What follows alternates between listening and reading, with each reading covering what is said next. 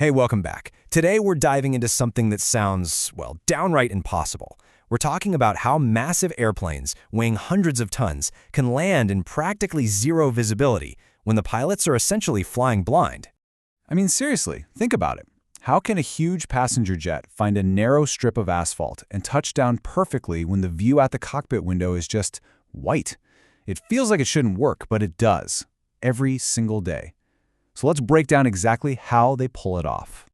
All right, so first, let's just appreciate the challenge here. If you've ever driven a car in thick fog, you know how disorienting it is, right? Now imagine doing that at almost 500 miles per hour, thousands of feet up in the air. That's the game we're playing.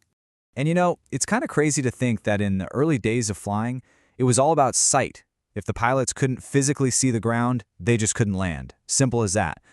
But oh, how things have changed. Okay, so to really get how this all works, you need to know one key bit of pilot speak, the ceiling. And no, not the one inside the plane. The ceiling is the distance from the ground up to the bottom of the clouds. When that ceiling gets really, really low, landing with your eyes is a total no-go. So how in the world do you solve for a low ceiling? Well, it's not some kind of aviation magic. It's a super coordinated system, and it's built on three absolutely essential pillars. For one of these zero visibility landings to even be possible, you need these three things working in perfect sync. You need the right gear on the ground, the right tech in the plane, and of course, a highly trained flight crew to manage the whole show. First up, the airport. We're talking about a serious upgrade. The airfield needs powerful radio transmitters to draw a path in the sky, crazy bright runway lights that can cut through the soup, and a constant open line to air traffic control, who are basically the pilot's eyes on the ground. You know, the easiest way to wrap your head around these radio beams is to think of them like a super precise GPS for the sky. Just like the map on your phone gives you turn-by-turn directions, these beams create an invisible highway that leads the plane right to the runway's doorstep. And the piece of technology in the cockpit that's actually listening to those signals is the absolute star of this show. It's called the Instrument Landing System, or ILS. This is what turns those invisible radio waves into simple, clear directions for the pilots and for the autopilot. The ILS has two main jobs. The first part is the localizer. Its only mission in life is to handle the left-right guidance. It sends out a beam that basically keeps the plane from straying, making sure it's lined up perfectly at the center of the runway. All right, so that's left and right covered. What about up and down? That's job number 2, and it belongs to the glide slope. This sends another beam up from the runway at the perfect angle, creating a sort of invisible slide for the plane to follow all the way down. Not too high, not too low, just right. Okay, so we've got the smarts on the ground and the tech in the plane. Let's put it all together and actually land this thing.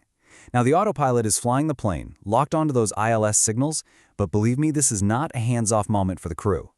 And this is so important. You might think the pilots are just kicking back, right? Absolutely not. They are actively managing everything, the speed, the flaps, dropping the landing gear, all while their eyes are scanning every single instrument, ready to take over in a split second if anything looks off. So in that last minute, the intensity really ramps up. The pilots are running final checklists. Then, in the last few seconds, the autopilot gently raises the nose for a smooth touchdown. The second those wheels hit the tarmac at over 100 miles an hour, the pilots are back in full manual control, throwing on the reverse thrusters and hitting the brakes, slowing this beast down on a runway they still can't even see. So all this amazing tech brings up a huge question, a real paradox. If planes can land themselves in zero visibility, why does a single foggy morning at the airport still cause total chaos with delays and cancellations everywhere? Right? Doesn't quite add up, does it? The technology is there, the planes can land, so why does my flight still get canceled? Well, the answer shows us that landing is just one tiny piece of a much, much bigger puzzle. The reality is, the delays are caused by a whole bunch of things. It's incredibly dangerous to taxi a plane around when you can't see. So air traffic control has to space planes way farther apart, which slows everything down. Plus, this ILS equipment is super expensive, so not all airports have it. Sometimes the pilots and crew can't even get to work because the roads are a mess. And this is really the number one thing to take away from all this. We've pretty much solved the problem of landing the plane. The real bottleneck, the thing that causes all the travel headaches, is figuring out how to safely drive a 200-ton jet from the runway to the gate when you can't see 5 feet in front of you. At the end of the day, it all boils down to this simple fact. You can automate a landing on a fixed, predictable path.